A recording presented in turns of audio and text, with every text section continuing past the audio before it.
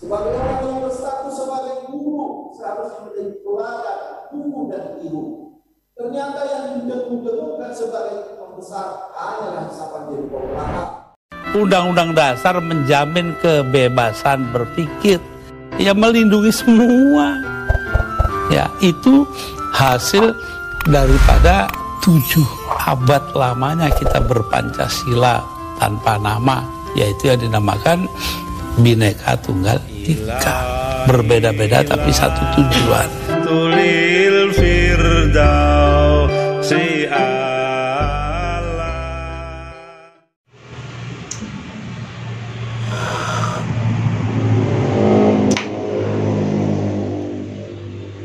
Assalamualaikum warahmatullahi wabarakatuh. Alhamdulillah syukran lillah wa ma'an.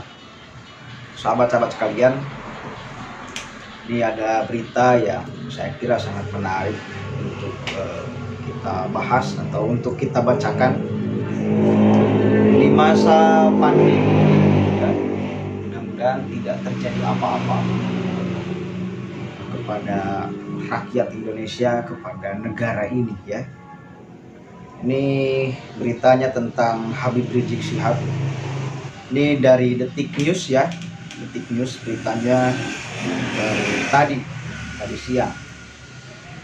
Menanggapi tentang polemik kasus Habib Rizik Syihab dan sekarang masih rame di pengadilan dan mudah-mudahan kita doakan ya semuanya sehat selalu, dan yang pertama satu, semuanya menuruti proses atau aturan hukum yang memang berlaku di negara ini. Kalau memang pengadilannya yang salah, maka kita doakan mudah-mudahan pengadilan itu cepat-cepat untuk mengakui kesalahannya atau tidak membuat aturan. Kita menginginkan untuk semuanya menuruti aturan hukum termasuk pengadilan itu sendiri. Dan kalaupun itu kesalahan ada di pihak Habib Rizik Syihab, maka kita pun akan berdoa sama-sama mudah-mudahan beliau dengan sangat legowo menerima apapun hasilnya yang diputuskan oleh pengadilan, meskipun itu pahit ya. Qulil haq walau kana muron, terimalah kebenarannya walaupun itu adalah pahit. Ini pas kemarin lagi rame-ramenya pengadilan sempat mengatakan sesuatu yang menurut pandangan Habib Rizik Syihab itu akan memicu kemarahan daripada para pecintanya. Kemudian di sini ada GP Ansor menanggapi terkait hal tersebut ya. Ini saya akan bacakan beritanya. GP Ansor, HRS cuma siwot bilang jutaan orang bisa kepung pengadilan. Memberikan saudara yang mudah-mudahan tidak sampai terjadi di tengah-tengah pandemi. Jakarta, Habib Rizik Syihab khawatir pernyataan jaksa soal imam besar hanya isapan jempol berimbas jutaan orang mengepung pengadilan. GP Ansor meminta pemerintah menindak tegas setiap kerumunan. Itu siwor saja.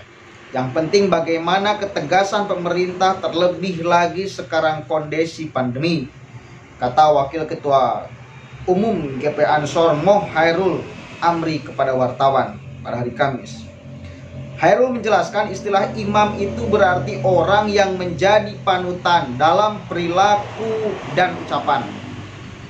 Jika ditambahi menjadi imam besar, kata Hairul, maknanya tentu akan jauh lebih tinggi lagi atau lebih besar lagi. Kalau kita berbicara pada konteks ini, dengan segala permohonan maaf saya, pantaskah Habib Rizik dianggap sebagai imam besar yang pada kenyataannya menurut perundang-undangan yang berlaku di Indonesia beberapa kali beliau tersangkut hukum atas perilaku atau ucapannya? Perlu ditiru atau tidak? Pantas enggak mendapatkan gelar atau embel-embel sebagai imam besar? Ujar Hairul. Hairul kemudian menjelaskan dua organisasi besar di Indonesia, yaitu NU dan Muhammadiyah. Menurut Hairul, Ketua Umum PBNU dan Muhammadiyah tak pernah menganggap dirinya sebagai imam besar. Itu menandakan tingkat egalitarian, tingkat ketawaduan pemimpin terhadap umatnya sangat dekat sekali.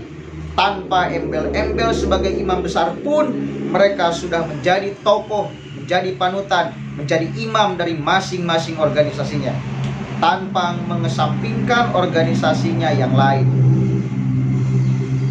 Ujar Hairul, ARS tidak tersinggung ketika jaksa menyatakan sebutan imam besar hanya isapan jempol saja. Sebab menurutnya, sebutan imam besar dari umat Islam Indonesia bukan pernyataan dari dirinya.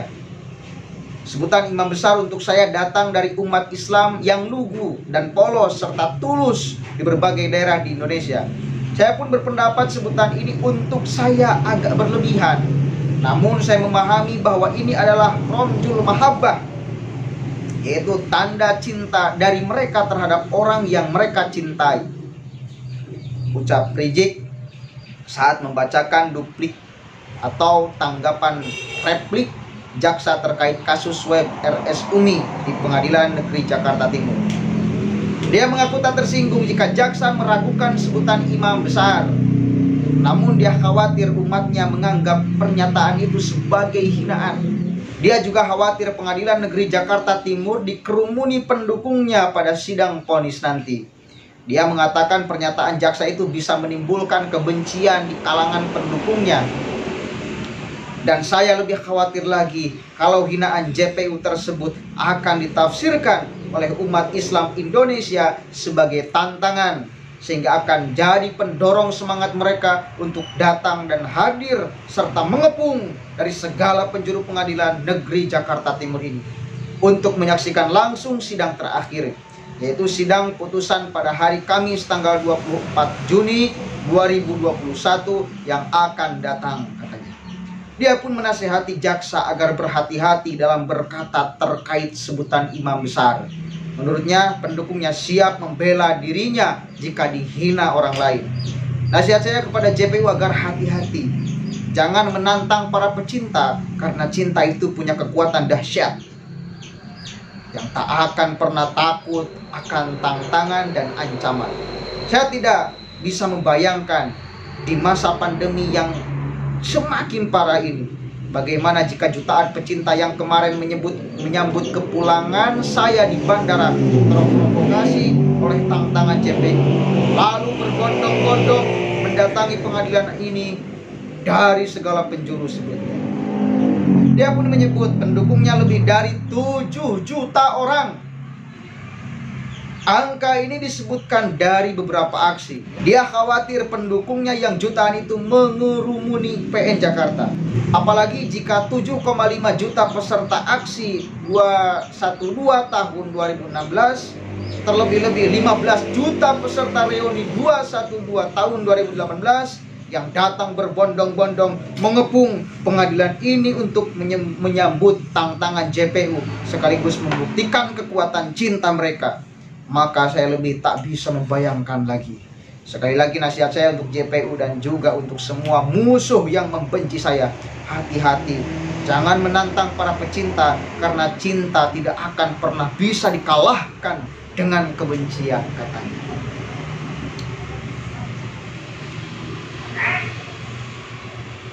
Ya, begitulah kira-kira beritanya dari Detik News ya, baru tadi hari Kamis.